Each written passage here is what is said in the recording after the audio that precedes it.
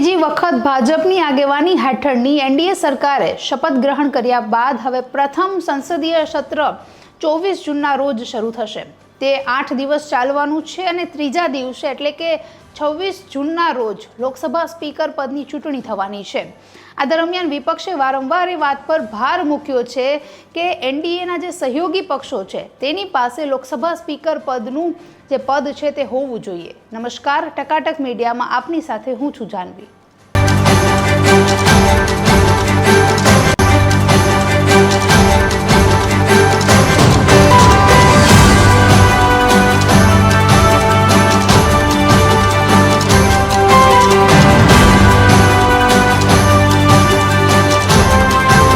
લોકસભાના સ્પીકર માટે કયા ચહેરાને પસંદગી આપવામાં આવશે તે અંગે તો બધા લોકો રાહ જોઈ રહ્યા છે। જોકે 26મી જૂને એ ચહેરો સામે આવી જશે, પણ તેની પહેલા જેડીયુ અને ટીડીપી આ બંને લોકોની જે વિચારધારાઓ હોય તે લોકો સામે આવી છે।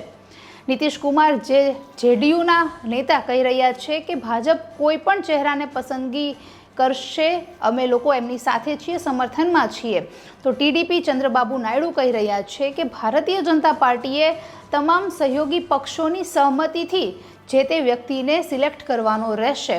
તો આ પ્રકારે જે એક જ સહયોગી પક્ષોમાં જે અન્ય પક્ષો જોડાયેલા છે તે લોકોની અલગ અલગ વિચારધારાઓ છે તે લોકો સામે આવી રહી છે। હવે તે પરિસ્થિતિ વચ્ચે આ એનડીએ જે છે, એનડીએ સરકાર છે, આગળ કઈ રીતે વધશે, કઈ થિયરીથી વધશે તે જોવું ખૂબ જ મહત્વનું રહેશે। પણ આ તમામ વચ્ચે એવું કહેવાય કે બેની લડાઈમાં ત્રીજો ફાવે। જો કે આ લડાઈ નથી, પણ ફક્ત એવું કહી શકીએ કે મતભેદ થઈ રહ્યા છે। ત્યાં રાજસ્થાનના પૂર્વ મુખ્યમંત્રી અશોક ગેહલોતે જણાવ્યું કે અગાઉ રાજસ્થાન, મધ્યપ્રદેશ, ગોવા હોય કે મણિપુર હોય, ઘણા બધા રાજ્યો એમને ગણાવ્યા છે કે આ જગ્યાઓમાં જો સરકાર તોડવામાં કોઈનો ફાળો રહ્યો છે તો એ ભારતીય જનતા પાર્ટીનો રહ્યો છે। એ ટીડીપી અને જેડીયુએ ભૂલવું ન જોઈએ। ઉપરાંત એવું પણ કહ્યું કે જો ભારતીય જનતા પાર્ટીના મનમાં કોઈ અનીતિ કે એવું કંઈ હશે નહીં તો એ એમનું જે સ્થાન છે, જે લોકસભા સ્પીકરનું પદ છે, એમના સહયોગી પક્ષમાંથી જ કોઈને આપશે।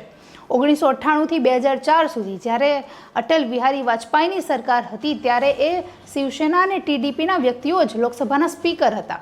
આ ઉપરાંત 2004થી 2009 સુધી જ્યારે એનડીએની સરકાર હતી ત્યારે પણ સહયોગી પક્ષોમાંથી જ કોઈ એક લોકસભાના સ્પીકર હતા। તો એ રીતે પણ ત્યારે લોકસભા એકદમ વ્યવસ્થિત ચાલતી હતી।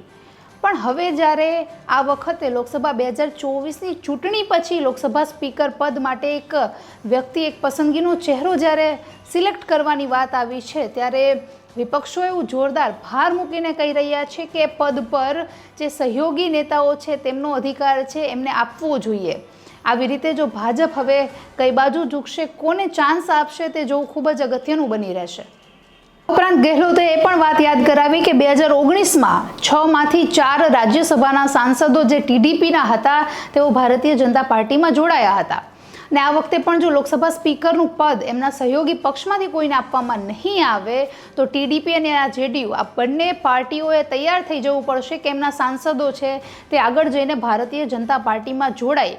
આ પ્રમાણે એમને હોર્સ ટ્રેડિંગ શબ્દનો ઉપયોગ કર્યો છે કે તે પરિસ્થિતિ જોવા માટે હવે બંને પાર્ટીઓએ તૈયાર રહેવું પડશે। નમસ્કાર।